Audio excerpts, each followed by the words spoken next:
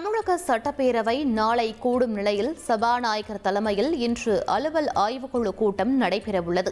இக்கூட்டத்தில் பேரவையை எத்தனை நாட்கள் நடத்துவது, என்னென்ன அலுவல்களை மேற்கொள்வது ஆகியவை குறித்து முடிவு செய்யப்பட உள்ளது.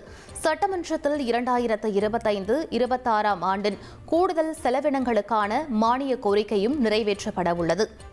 தீபாவளியை ஒட்டி அதிக கட்டணம் வசூலிக்கும் தனியார் ஆம்னி பேருந்துகள் கட்டணத்தை குறைக்காவிட்டால் கடும் நடவடிக்கை எடுக்கப்படும் என அரியலூரில் செய்தியாளர்களிடம் பேசிய அமைச்சர் எஸ். சிவசங்கர் எச்சரிக்கை விடுத்துள்ளார்.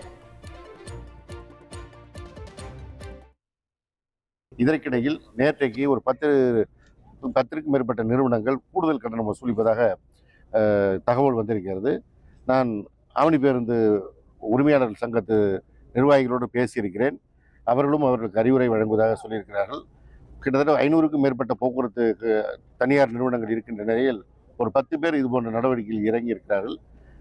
நாளைக்குள் அவர்கள் அந்த கட்டணத்தை குறைக்காவிட்டால் அந்த பேருந்துகள் மீது தீபாவளிக்கு முன்பாகவே நடவடிக்கை எடுக்கப்படும் என்பதை இந்த நேரத்தில் தெரிவித்துக் கொள்கிறேன். உங்கள் தந்திவன் தொலைக்காட்சியில் அரசி தினமும் பிற்பகல் 2 மணிக்கு காண தவறாதீர்கள்.